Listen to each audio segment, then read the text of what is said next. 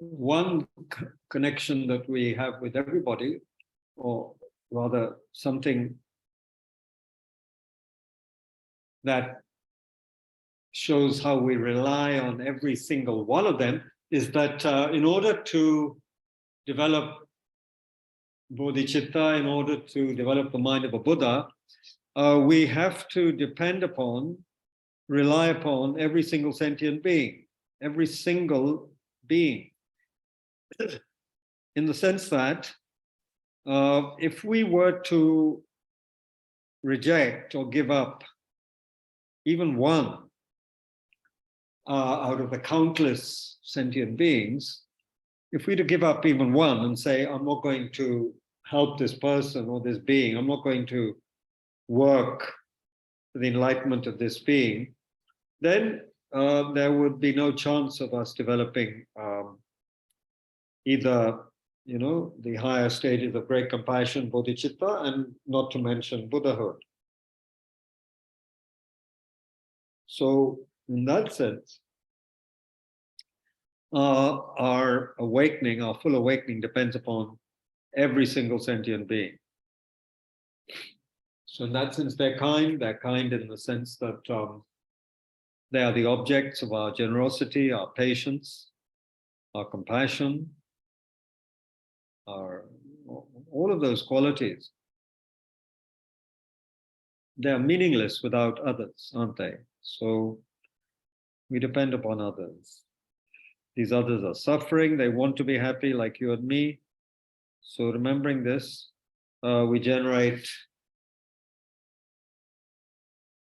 a motivation of kindness, of aspiration for their happiness, wishing for them to be free, happy, and to attain liberation, enlightenment.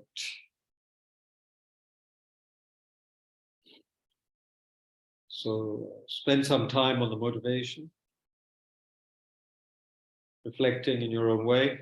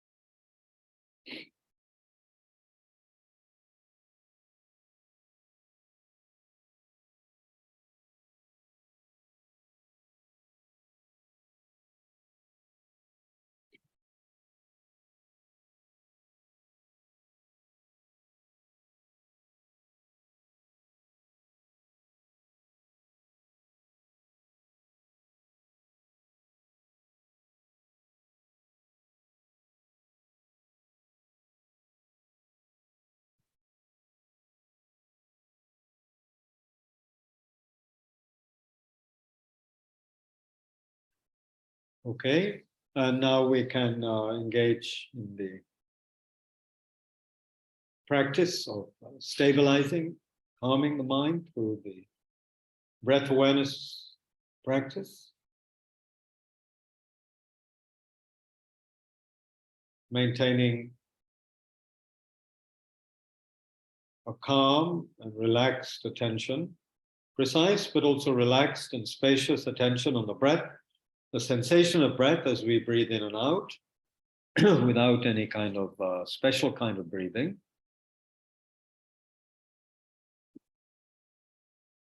And we notice when the mind gets distracted. So there needs to be that level of awareness so that we are aware when we are distracted by thinking, for example. And then we gently let go of that and bring the mind back to the breath. Bring the awareness back to the breath.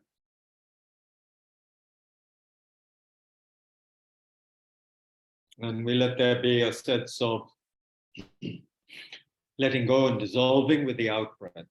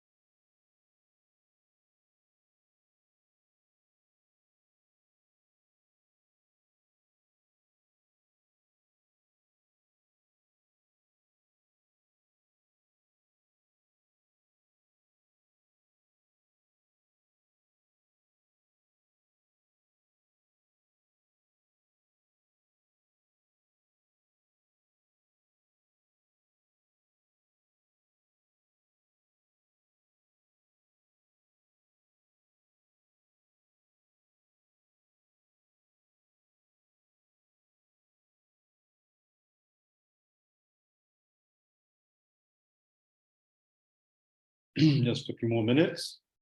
Maintain the calm, if we can, the clarity, sense of wakefulness.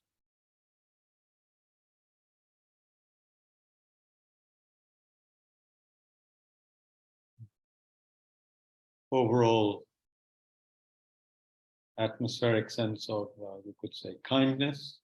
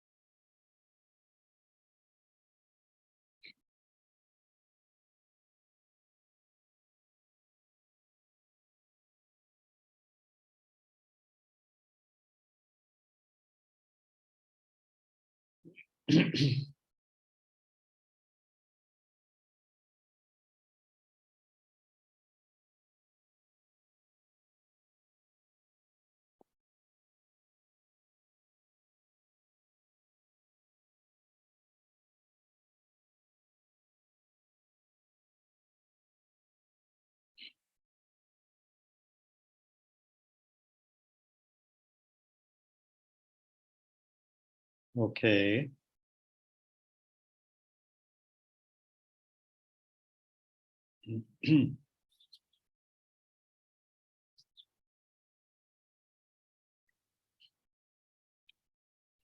So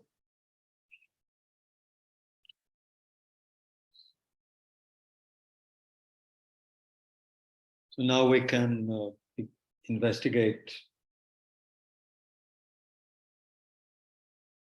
the second immeasurable. Not that we have finished the first one by any means. This is, of course, ongoing, perhaps lifetime work, who knows? But at least we got some idea of what the equanimity means, maybe a little idea, maybe a little taste of it, which we can preserve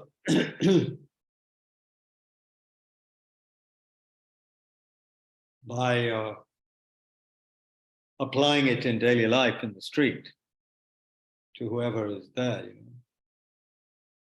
If they want happiness, don't want suffering, they have pleasant, unpleasant, neutral sensations and so forth, just like me. Quite apart from the other reasonings, such as impermanence, how relationships change, and so forth. Now let's look at Maitri, metta in Pali. And I'm relying a lot today on a very wonderful book, which some of you may have come across in the past, by Alan Wallace, called Boundless Heart, which is a book on the cultivation of the Four Immeasurables. Yeah, it's a very, very, I found, I read it many years ago, bits of it, and it really is excellent. We're not going to finish loving kindness today, by the way. It would be inappropriate to deal with it so quickly. Something so profound, so marvelous. So the word, of course, Maitri, refers to friendliness, you know, the mitra, Maitri, mitra, friend, friendliness. Friendly way of behaving with others. And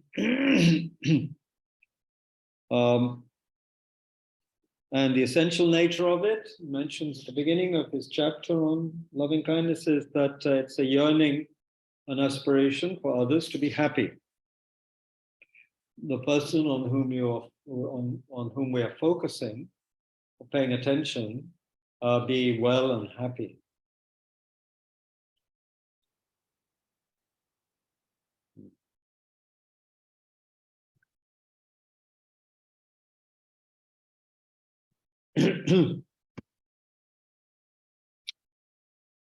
So this again is reminding us also that if we are going to develop loving kindness, it's something we're going to have to pay constant attention to again and again. You can't just have a random thought now and again about it, and certainly not just in connection with people we already like or care for a lot. We have to remind ourselves of this again and again. Now, the object, what are the objects of this loving kindness? It could be, of course, oneself, others, other beings, an animal, any sentient being. And when we, in the traditional formulation, there are several formulations, aren't there, in the Pali. Wallace mentions one that he has looked at over the years, and that is, may you be free of enmity, may you be free of affliction, may you be free of anxiety, may you be well and happy. So we realize that other beings have mental and physical afflictions and problems, and we wish them to be free of all of that. So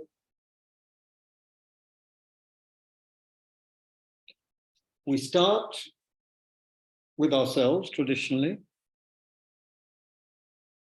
The teachings on this in the Pali tradition, compiled by Buddha Ghosha. It starts with oneself, based on what the Buddha is said to have taught, that whoever loves himself will never harm another. So this is interesting, isn't it? Where we speak about self-cherishing being the main enemy, but here we're talking about something completely different. We're talking about a mature, genuine wish for oneself to be well and happy and free from affliction and so forth. It's not a selfish, grasping mind, not a tight, selfish mind that we are talking about here. So the Buddha is also said to have stated words to the effect that he searched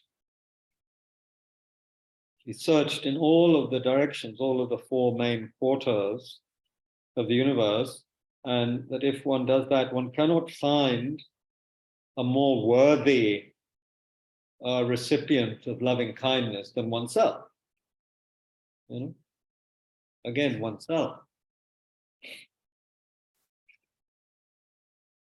And this is very useful to know and to contemplate, because, you know, especially if we have a lot of contact with Mahayana teachings or some kind of false, immature sense of needing to sacrifice oneself for others in the wrong sort of way, perhaps based on a sense of even unworthiness, with that, we may forget that we need to apply this to oneself first.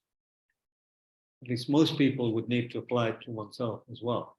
And here we remember we remember what His Holiness's reaction was when he was told in a Mind and Light conference that people in the West have a lot of negative feelings towards themselves, that they do not care for themselves enough. They have problems with low self-esteem, they have problems with guilt and so forth. And this was news. This was something new to His Holiness the Dalai Lama.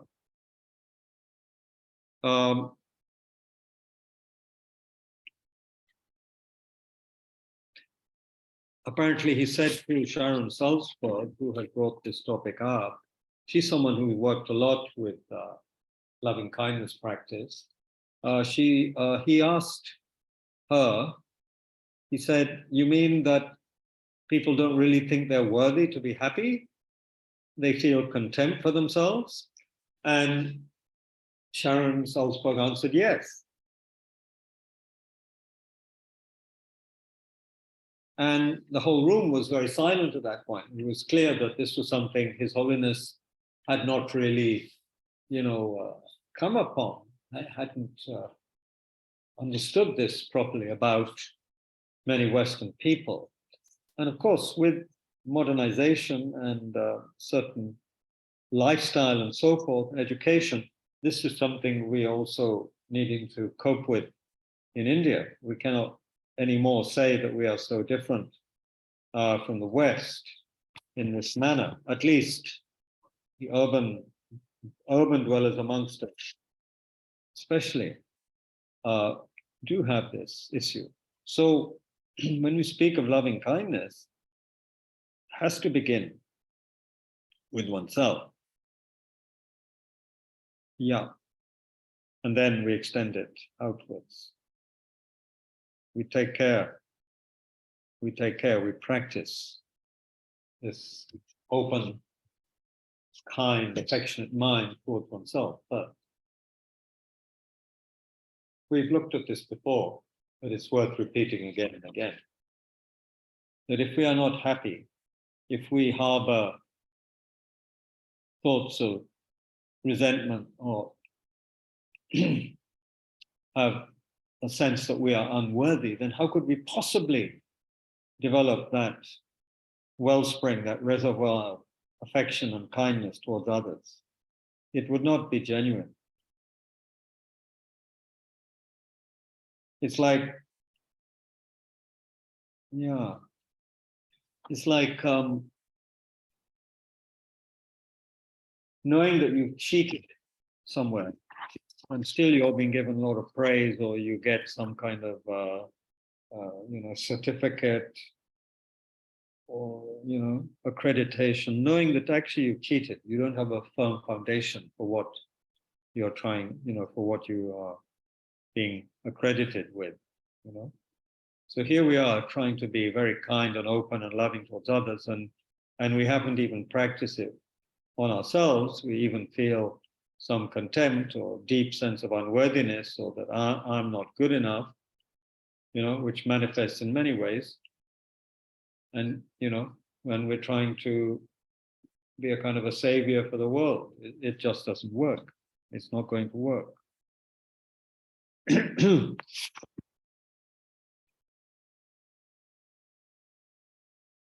However, His Holiness did then ask, that whether, despite this low self-esteem many people may have had, are they still searching for happiness, he asked. And the answer is, of course, yes. People are trying to be happy, even if they feel somehow they're not worthy of it. Still, we're trying to be happy. And so, therefore, His Holiness maintained that care for oneself, compassion, is a very fundamental emotion. We do feel some compassion for ourselves, but it's just temporarily buried under more superficial layers of guilt and self-contempt and so forth.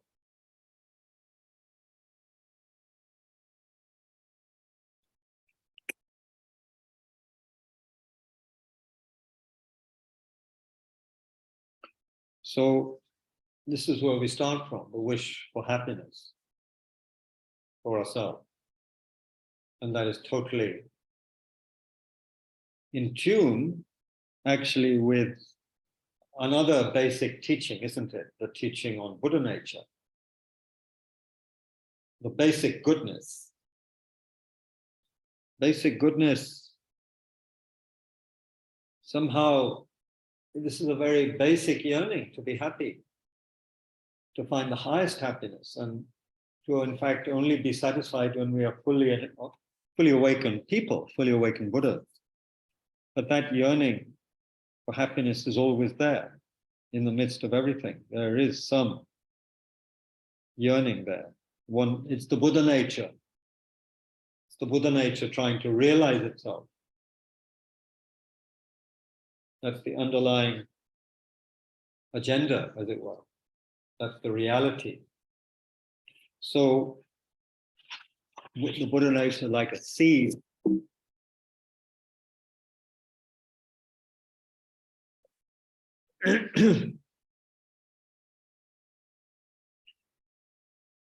so there's a fundamental yearning to be happy, although often, of course, it can become very, very terribly twisted and sick, in the sense that we might begin to derive some happiness from, the suffering of others.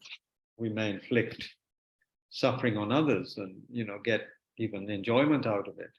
But there's still, one might say, there's a basic yearning for satisfaction and happiness within us. And then, even though, Wallace says that intuitively one might begin to feel, even though there might be a lack of very hard evidence, there is that sense that intuitively the very nature of consciousness it's in the nature of our kind of reservoir of happiness, a reservoir of goodness, a reservoir of loving kindness. If dependent arising is the truth, everything is dependently originated. If everything is therefore in some sense connected with other things, if interconnectedness is a reality and inherent independent existence is a falsity, is untrue, then loving kindness makes the most sense, doesn't it? Because that is a recognition. It is an acting upon this sense of connectivity, connectedness. It's a natural, somehow, partner or corollary of the truth of dependent arising, of interconnectedness. Things are interconnected, then what makes that true, in a sense? What makes it work? What makes it work, in a sense, is somehow what makes it, it's like what keeps it oiled is loving kindness. That keeps it going.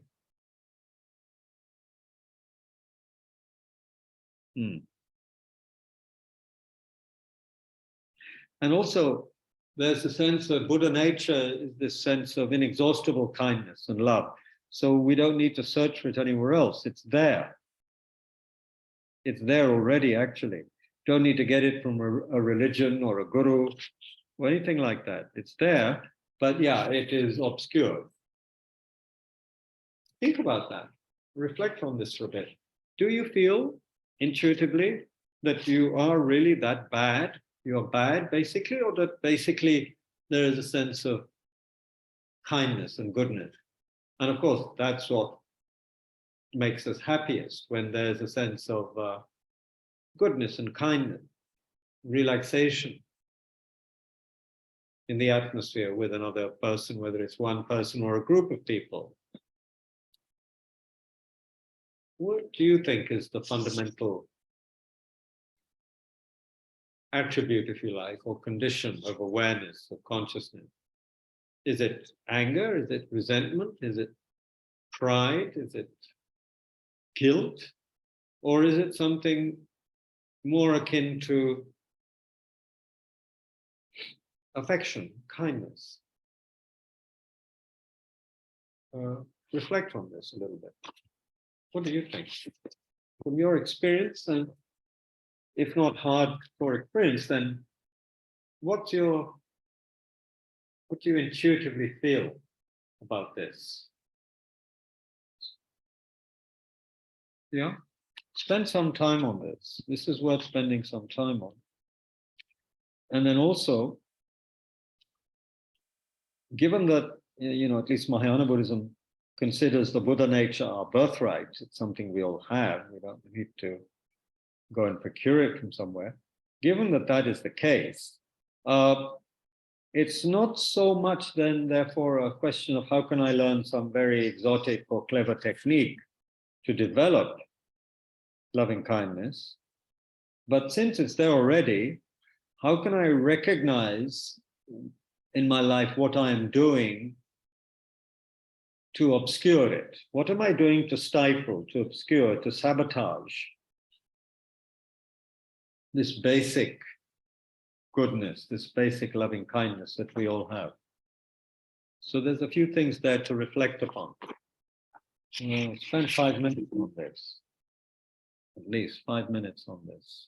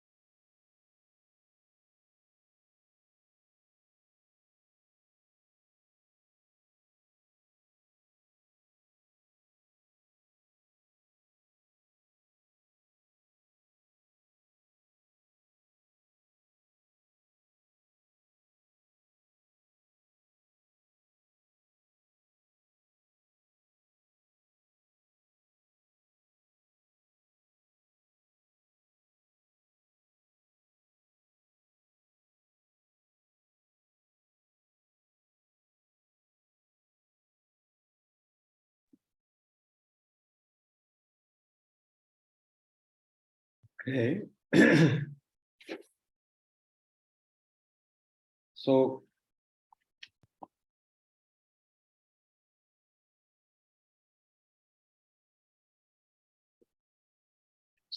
we may get some sense of, yeah, basically we are all wanting happiness, and that suggests, if we were all wanting suffering or wanting pain, then of course that would paint a very sorry picture of what we basically are. But we don't. We want the opposite.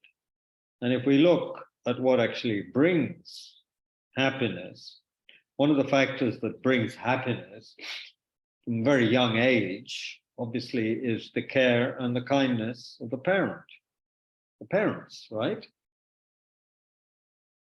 Of course, it may not, because of their behavior, bring what we want, but they are a basic, for many people, a basic source of comfort and happiness, or at least anybody who is giving us kindness, parents or not, that is a source of happiness. That's a source of pleasant feeling, sensations, whether the kindness is accompanied by physical touch and so forth, or whether it is simply a very kind attitude and kind words and so forth.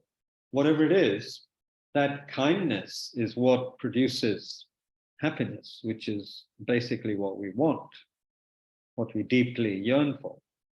All sentient beings deeply yearning for that. Okay, so now we have to engage in some analytical reflection here, some more reflection. Wallace brings out the point that, we may engage in a lot of shamatha practice, stabilizing practice, and that's good, of course, very good, wonderful. But here we have to begin to reflect as the Buddha did, when he examined all the four quarters. He said he visited the four quarters, all corners of the universe, to see if there's anyone who was, intrinsically more worthy of loving kindness than oneself at that, basic level, truth level, if you like. It's another thing to say that, the happiness of others is more important than mine, or at the Mahayana level. Sure, we can begin to understand and practice that after we have generated a firm foundation of trust and proper kindness towards oneself. Otherwise, it's a very, as we've said again and again, it's not going to work. It's very fragile otherwise.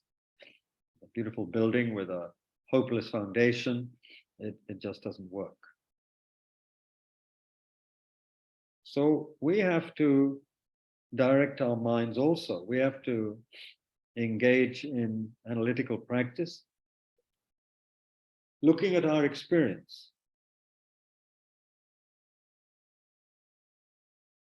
And generating a heartfelt yearning for oneself to be well and happy. Heartfelt sense of ourselves to be well and happy, free from ill will, free of anxiety, and so forth. That, one, obviously in this world, this is the obvious thing to be practicing. We can't really find any reasons not to practice this in a situation where oneself and others feel anxious, we feel insecure, we feel pain, we feel, fear and so forth. So many sources of unhappiness. It's essential that we develop a mind yearning for our happiness, yearning for our own goodness and so forth to flourish. So, what is it that we actually want? If we're to be really kind and practice loving kindness towards ourselves, how should we think? What's the vision there? What is our vision for ourselves? What would happiness, what would our flourishing mean for ourselves? A state of flourishing in which we felt fulfillment, happiness, contentment. What does that mean for us? What would your, Wallace asked these very good questions. He says, what does your own human flourishing entail? How do you imagine it? How do you imagine your own flourishing as a human being? What qualities, what attributes would one want to cultivate? What would one like to experience that would bring, great happiness to oneself?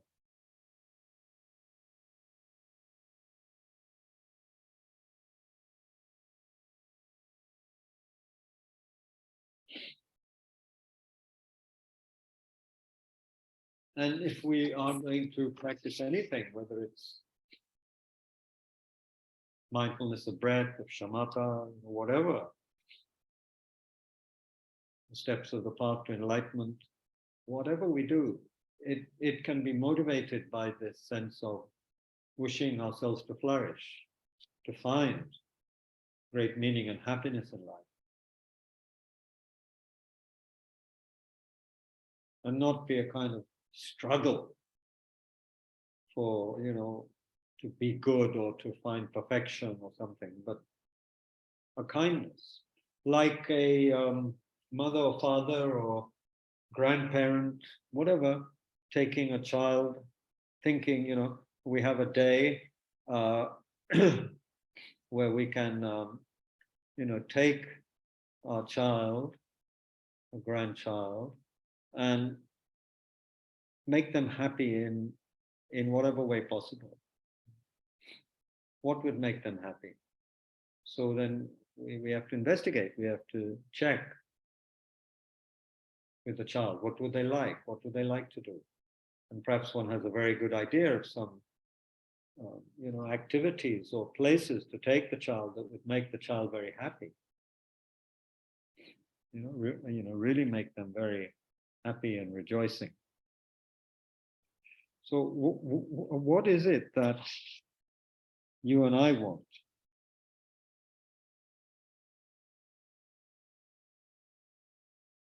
Do we want the mind to be very flexible, serviceable? Do we want the mind to not be out of control? Are we aware of the many possible benefits and blessings of basic practice like tranquil abiding, the shamatha practice? Are we aware of the sense, the degree of well-being and happiness that we can bring upon ourselves, that we can generate? Think about what you really want. What would you really want to feel fulfilled in this life? And how do you think you might go about attaining that? Reflect on this. What qualities can we develop within ourselves in order to flourish fully? To, as Krishnamurti said, how can we flower in goodness? How can there be a flowering of goodness within ourselves, which would bring us the greatest satisfaction? Spend some time reflecting on this.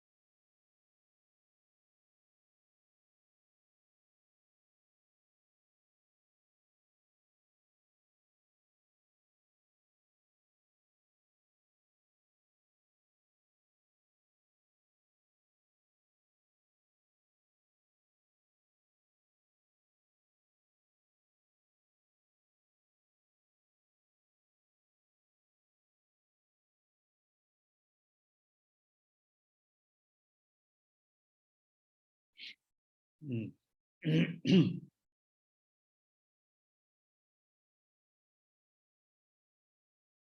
So it would be such an amazing thing if we had a mind that was serviceable, which was not prone all the time to ups and downs and depression and disturbing emotions, which could abide on wholesome objects and stay there. That would be such a wonderful mind to have. That would be an act of real kindness towards oneself, to even to begin generating such a mind, such qualities of mind.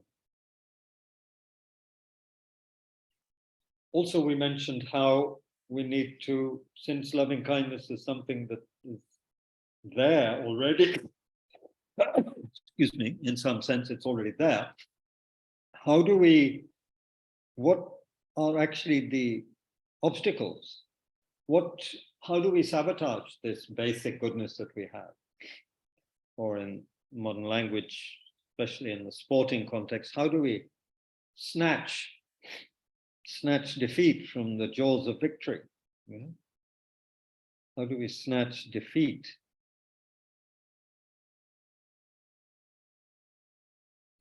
Or how do we snatch victory from the jaws of,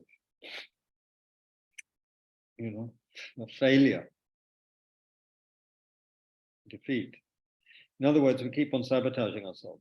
One major quality, of course, is anxiety and worry and just, useless overthinking. But the one main adversary of loving kindness is ill will and hatred,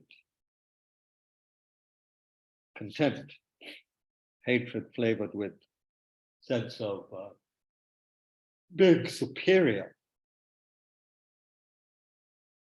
So do we have that quality in our mind? Do we have episodes of hatred, of being unkind, of having ill will, actually having hateful thoughts towards others? How has it influenced our own life so far? Hatred, unkind thoughts and actions towards others?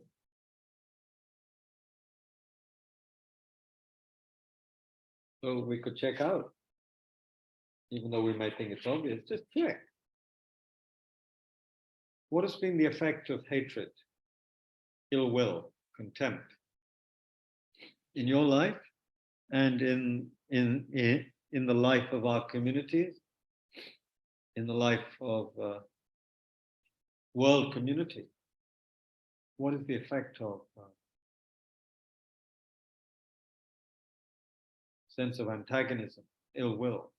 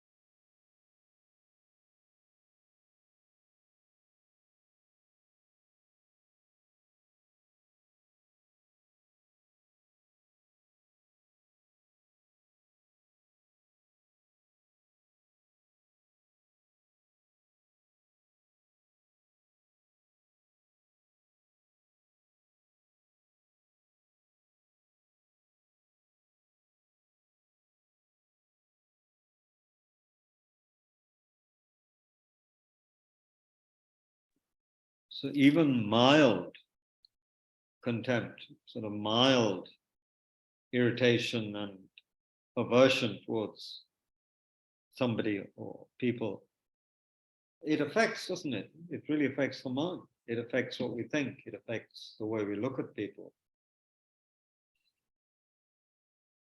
Not just look terms of attitude, but actually the way we use our eyes and our body when we interact with people.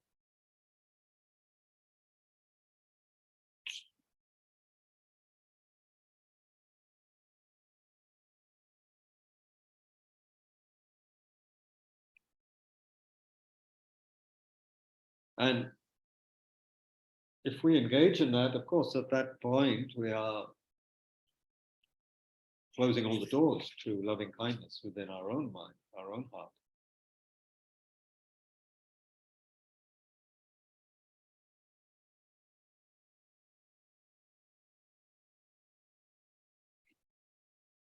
It's just adding another layer of armor over our hearts, preventing us from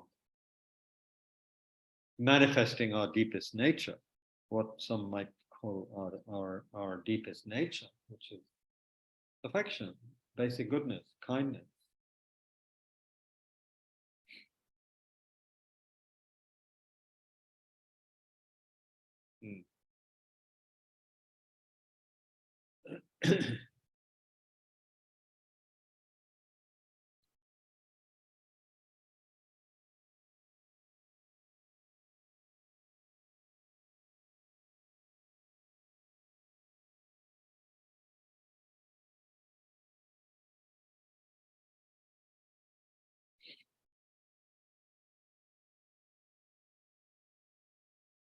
Yeah.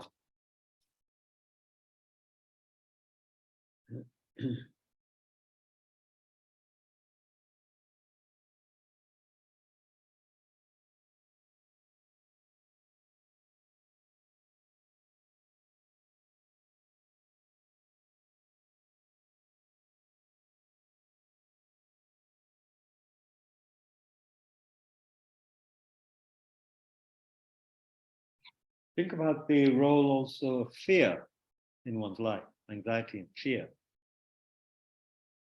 And sometimes very difficult to really describe, but a sense of unease, anxiety, a sense of fear about things, and actual fears, fear about this, fear about that, fear this will happen, that'll happen. And fear is the opposite of love. Fear also prevents us from experiencing love. It's the love, or put it another way, love is the absence of any kind of fear. Love can't flourish when there's fear. Can it? Check. There can be concern. I mean, it's like, okay, you're a mother and you're trying to cross the road with your young child. Of course, there's a sense of anxiety about traffic harming child. One has to be very careful and so forth. Or there may be, a lot of disease going around at school, and you don't want your child to be affected. And so there is a sense of anxiety, but the overall state of mind of the mother is kindness, is love, right? Wishing the child to be happy, free from sickness, ill will, and so forth. So we have to be a little bit alert as to the nuances here. But basically, could we say love is the absence of fear? Fear makes us behave in all sorts of strange ways, self-protective and often very aggressive ways, as we can see in world events.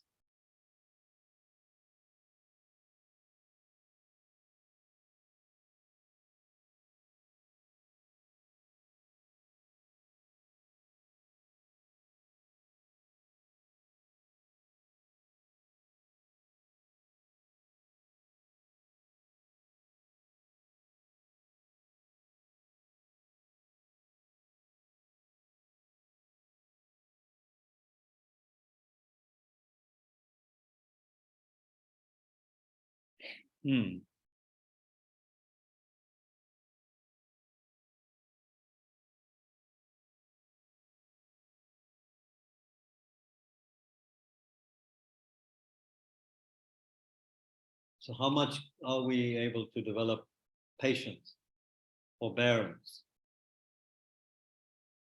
in our life, which are not the opposites of fear and anxiety, but they're quite close. They help us to work with and overcome fear and anxiety, and therefore help us clear away some of the obstacles to the open-hearted quality of love, loving kindness.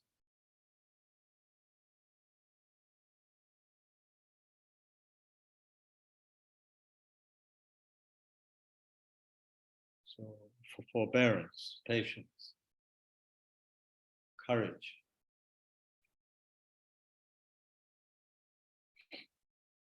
These are factors also connected, very much connected with the ability to generate loving kindness, which needs that kind of space. It needs the space of non-fear, non-aggression, does it not? Otherwise, it's just something conceptual, very intellectual. It's just a thought.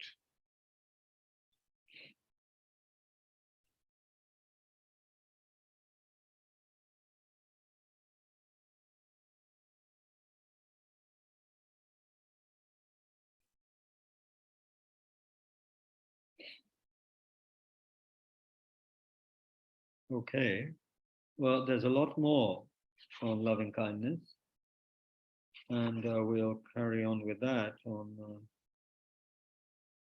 Sunday morning, I suppose.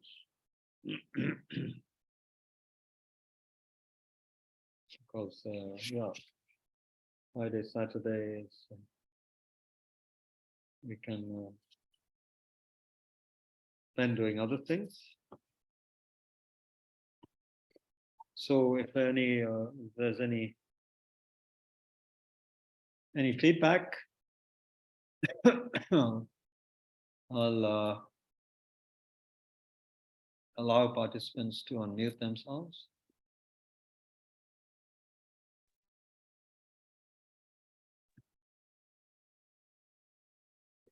Kabirji, this is the question I've been thinking about, the one you asked about human flourishing. I see. Yeah. Okay. And I was just thinking about this today, and I was just reflecting on how much external events, how much power they have over us. Yeah. So, you know, if somebody gets a promotion, you feel good about yourself. If you don't get a job, you feel bad about yourself. So all these external events, they have too much control over our internal selves and how we think about ourselves, and how they affect our feeling of fear or security or insecurity. So why do they have so much power, one might ask? Why do they have so much power, these external factors, I wonder? I don't know.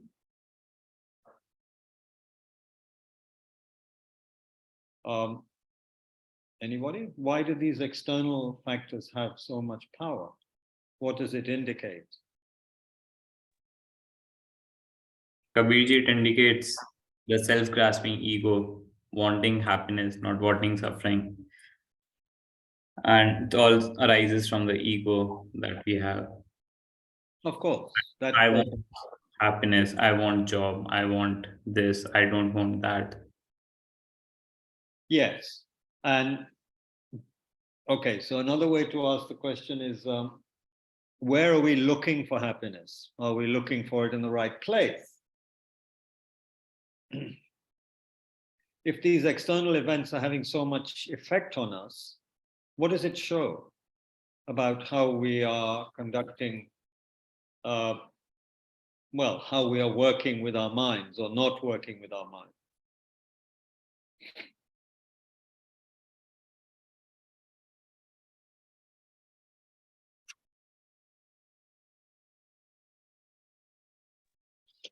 Kabirji. Yeah. Just in response, a few thoughts.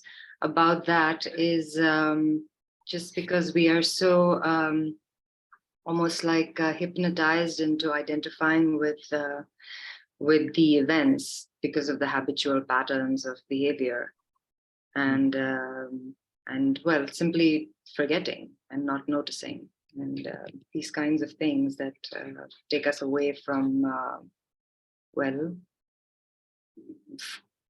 from remembering that it is not permanent, that it is not solid, it is not as real as we ascribe it to be, and to turn the lens back onto what resides within oneself, to be that source. Yeah, I think that what you say about turning the lens inward, that seems to be critical. I mean, what one begin, it seems to me that if we haven't generated enough aspirations, inner aspirations, and begun to work towards them, then of course external events become, overwhelming, overpowering.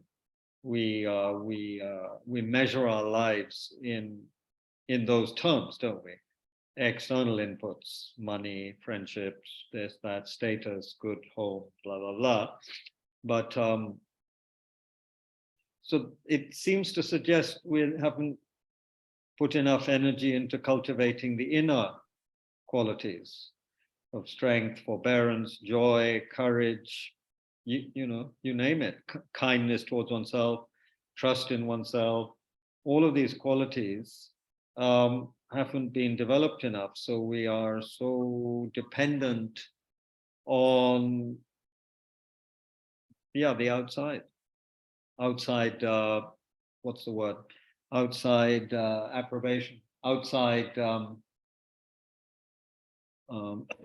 excuse me, events and people from the outside making us feel good, or acknowledging us and telling us we're okay or good, or whatever. It depends on the outside. It suggests we don't have a sense of flourishing based on the development of inner qualities. Am I making myself clear? If we had more courage, more kindness, more compassion, more wisdom, more understanding of the benefits of cultivating the mind, then these other more worldly, one might say, the 8 worldly feelings wouldn't, or at least the 8 worldly feelings in terms of praise and blame, good reputation, bad reputation, worldly gain and loss would not be so important, would they?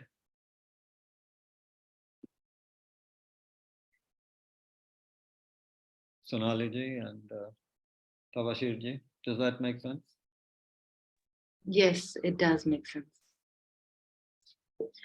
So we need to reorient, which is what the teachings keep on saying, of course. Need to reorient, and the more we develop that deeper relationship with ourselves and our own truths, our own principles, become a good neighbor to ourselves, a good friend to ourselves, then we'll forever be, if we don't do that, we're forever at the mercy of external factors, so that even the weather would be able to make us feel very depressed, or something happening in another part of the world would make us feel very upset or angry or depressed, which is not to say things on the other side of the world should not be an object of our concern, but if they affect us so much that they make us feel very upset and down and so forth, then something is out of balance from at least this perspective. Yeah, Kabir, Vikram here. Just wanted to say that I think that point that you raised at the end, this issue of balance, is really important because, let's say that an individual has cultivating a Buddha nature. This is an individual aspiration, but it's also a collective aspiration. So we are, in a sense, responsible for ensuring that we have healthy environments that are safe, provide adequate opportunities, adequate education levels, adequate health levels, equality among genders, this kind of thing. And it is perfectly understandable if people in societies that do not offer these public goods may not feel very happy. In fact, that comes out of various happiness surveys. If you're living in a particularly deprived part of the world, most likely you will feel less happy than people, say, in Denmark. So, I actually have a lot of sympathy for, flawed human beings who confront tough external circumstances and are, in a way, broken by them. Yes, I would agree with you to a large extent. I was just making the point that we shouldn't feel overwhelmed or broken or downhearted or feel defeated, in a sense, by these external events. If we, of course, have cultivated enough inner strength, then we will work with that situation and hopefully, be able to, do something about it. We can work towards doing all these things that you mentioned, which, require our attention and care.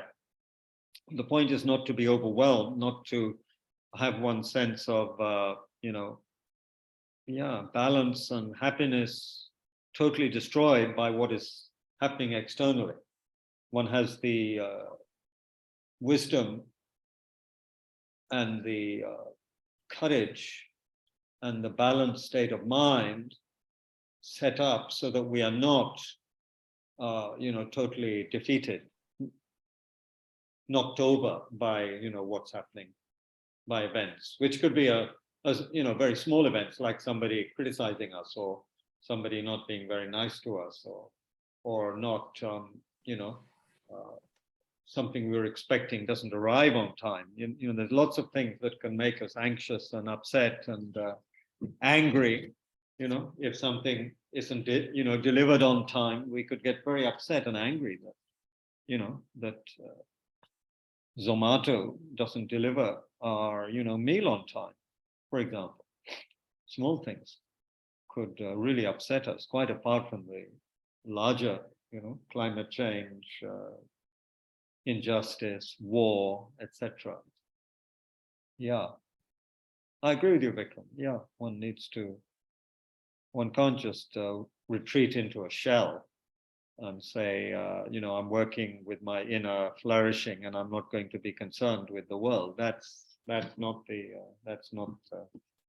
right approach, I don't think.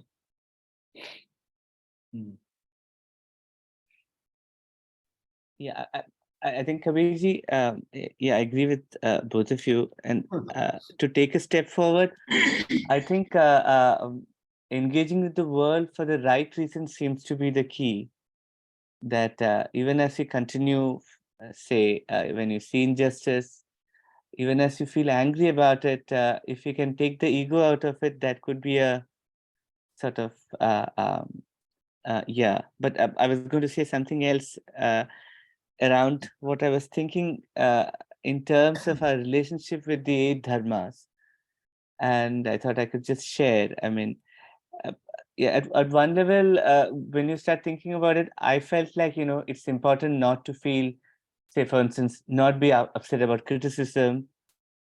And that seems to be easier than not to feel happy about praise. And I missed the first thing you said. What's that? Yes. The last sentence? No, it's easier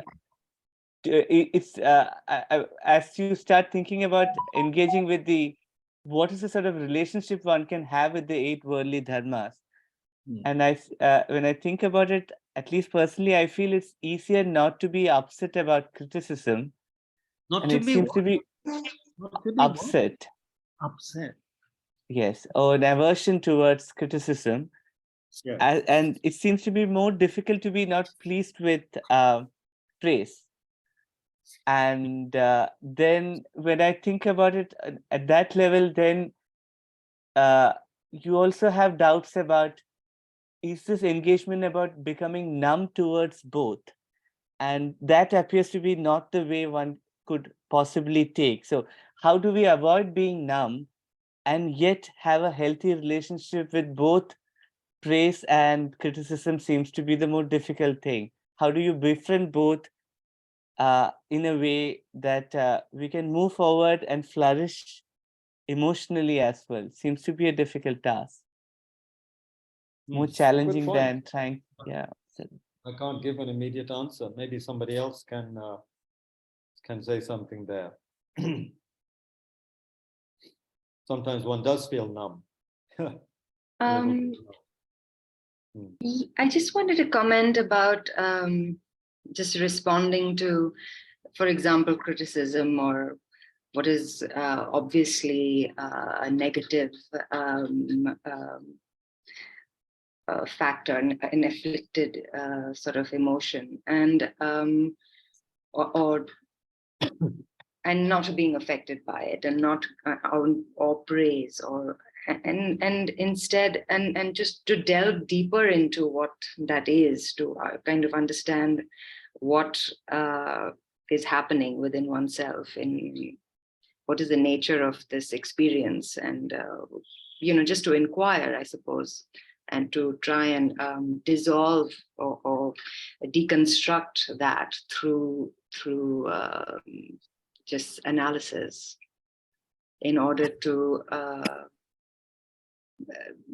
free oneself from the actual from the experience over time, to apply the dharma, to understand, I don't know if this is relevant, but to understand karma, for example.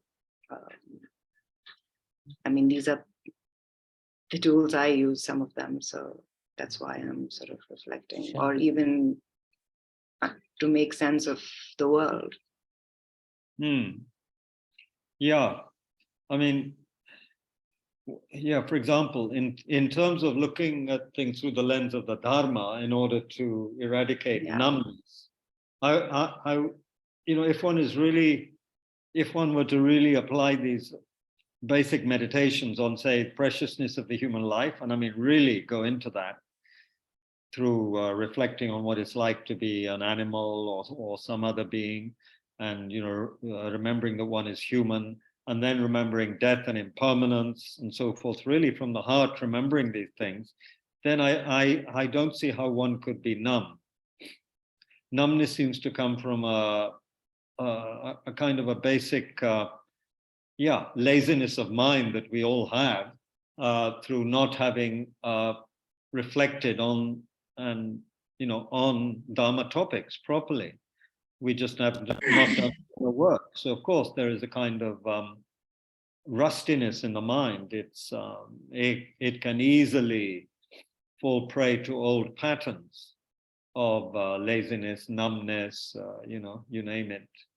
Just fogginess. I'm not sure if it's even numbness. Sometimes it's just a sense of ignorance and fogginess, because we haven't done the the analytical work that needs to be done. I remember once engaging in a practice. It was led by Lama Zopa Rinpoche.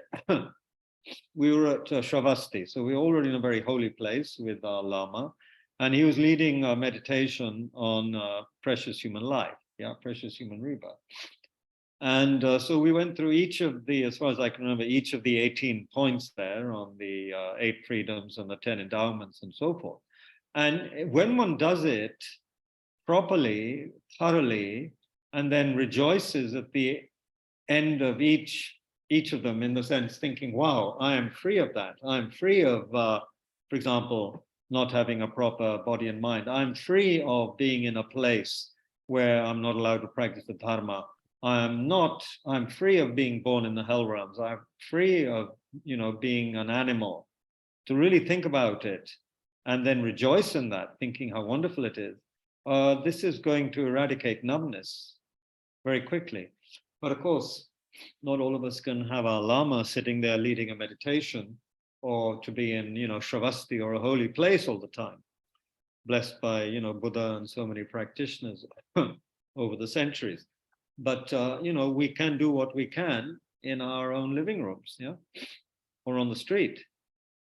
We can, I think the street is a very good place to avoid numbness. This is what I found here in Bodh Gaya. It not only avoids numbness, it can make you feel very uplifted also. There's for example, a tremendous atmosphere outside Root Institute Gate because of eye operations that are going on. So the whole market has sprung up like a mushrooms, outside of Root Institute. And there's all this activity. And all of these, three-wheeler wallas as well, that have turned the whole site into a kind of a big sort of stand for rickshaws. And then there's dozens of stalls, producing different kinds of local foods. And there's a kind of a buzz. And if you actually look at the people, talk to the people, rather than thinking, oh, what a mess, how can I get out of here quickly and get to the main road? One actually appreciates what's there in front of us. It's fascinating. It's fascinating, actually, to engage with what's there right now in the present moment under one's nose, and not think that it's, something to be avoided. So I don't know, that's just some kind of sense that if one is a little bit awake and open to experience, then there's no room for numbness, unless you have some kind of a disease or, leprosy. And then parts of the body become numb, don't they? One can't feel the pain, the burning. But also, I'm not an expert on any of these things, but maybe numbness sometimes comes when there's been an emotional trauma or shock and overload, and then it's the body and mind's way of just saying, look, I've had enough for now. I'm just going into kind of a, deep freeze. Like I don't want to feel anything right now. It's enough. I've had enough. Maybe sometimes we feel like that. I don't know if any of that makes any sense, Naveenji. I'm just blabbering. Sure, sure thing. There's nothing meaningful to say. One blabbers, It's a favorite with lecturers and historians. Kabirji, we have offering prayers today. What's that? Bob wants to do food offering. No, not today. No, not today, Bob. Sorry, you can do it silently at the back. Okay. Yes, I don't have any food to offer, so how can I enjoy the food offering prayer? There's no delicious food in front of me. Yeah. But you do it. It's good karma for you, Bob, to do the offering prayer.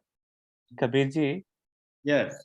One of these days, can we do the Vajrasattva 100 syllable together? Do you have the initiation? Do you have the initiation? No. So yeah, it would be a pastime, it would be a travesty, probably, to do it without. Can we have someone come? The question was, can we have someone who can come and do the initiation for us in Tushita?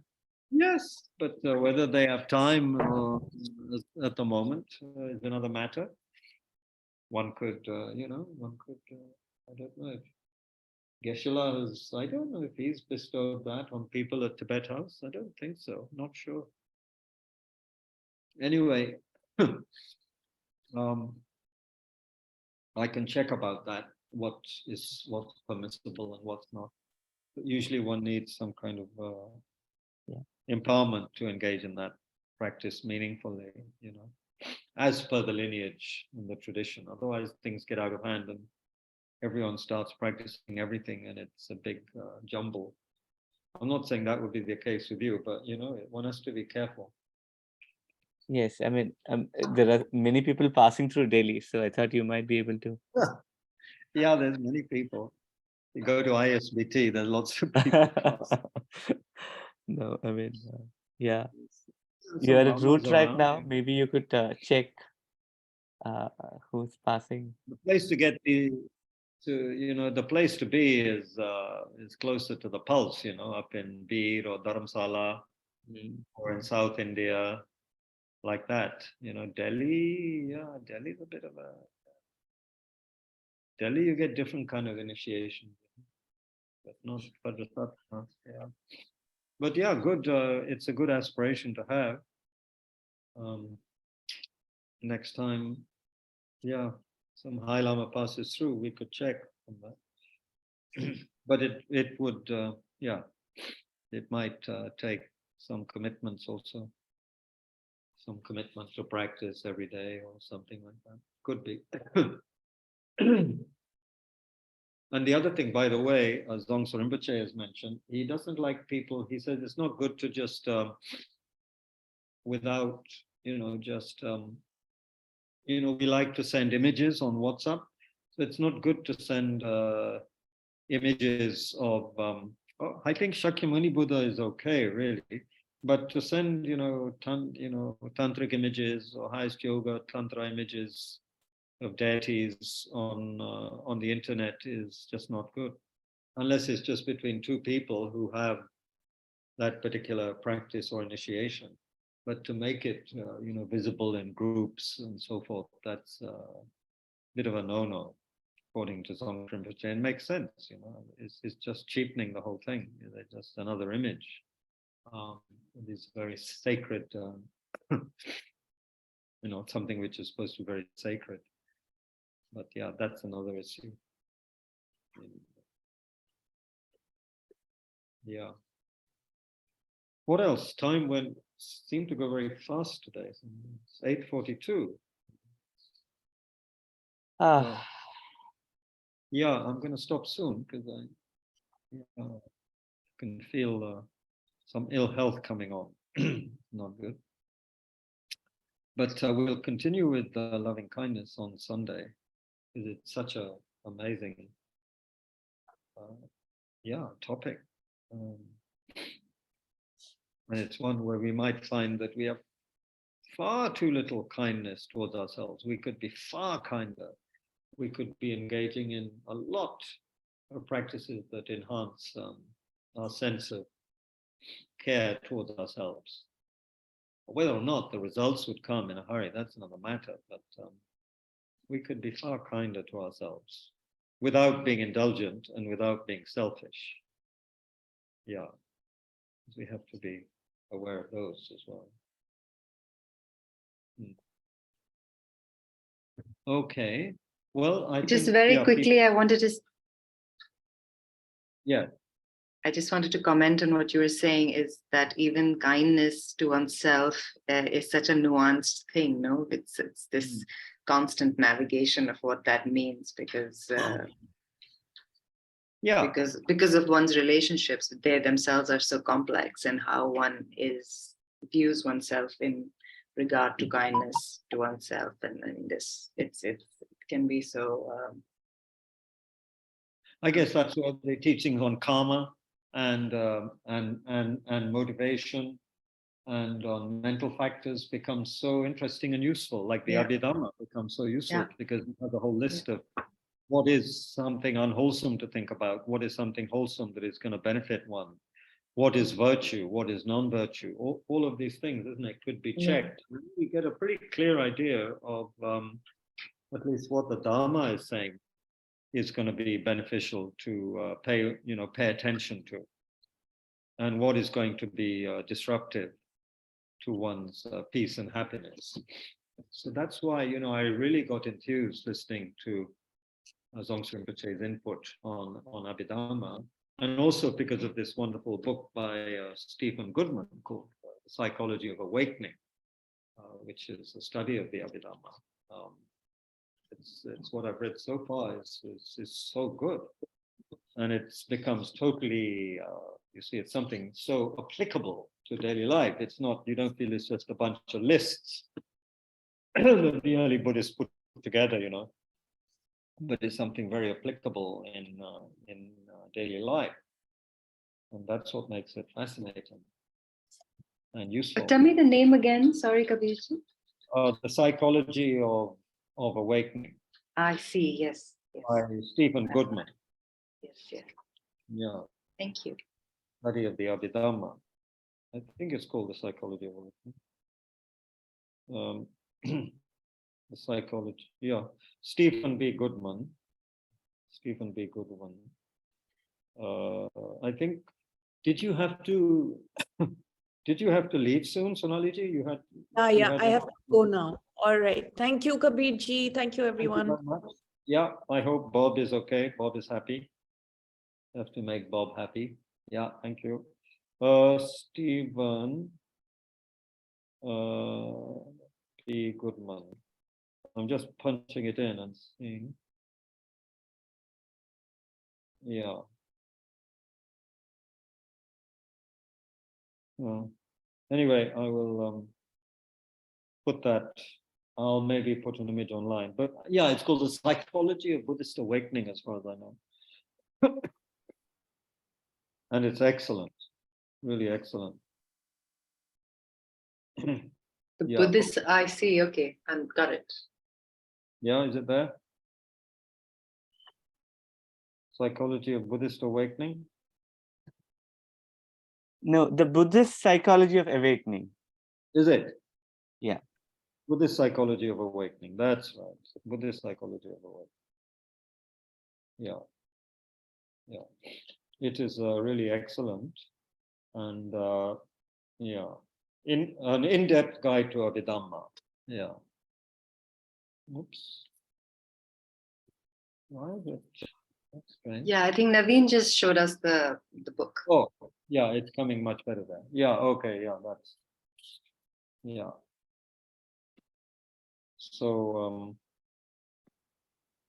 yeah, so that gives us an idea of what to practice, how to think, what not to pay attention to, what not to, yeah, what is going to be inimical to loving kindness, what is going to nourish it.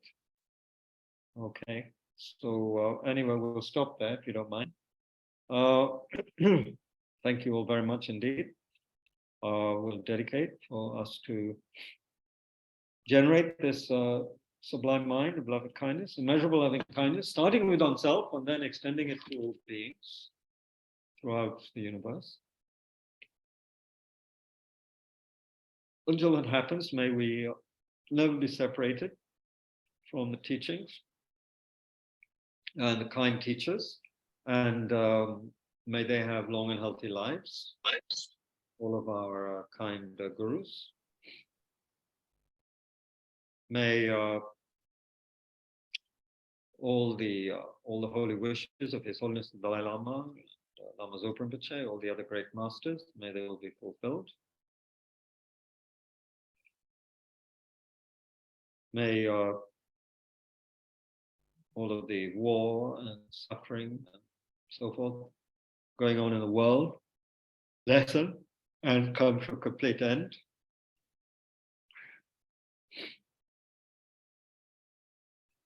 Through the power of the Bodhisattva's prayers and so forth, and may there be more happiness in the world.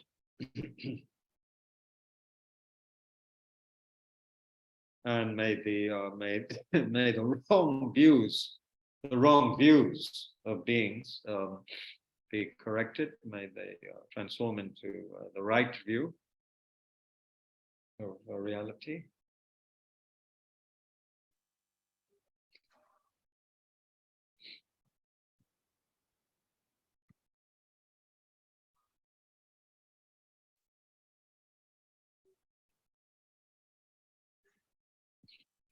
May all the sanghas be well and happy and abide harmoniously and fulfill all the wishes of the holy beings.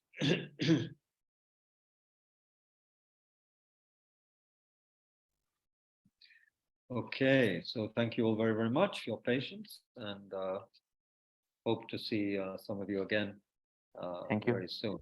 Thank you very much. Thank you. Good night.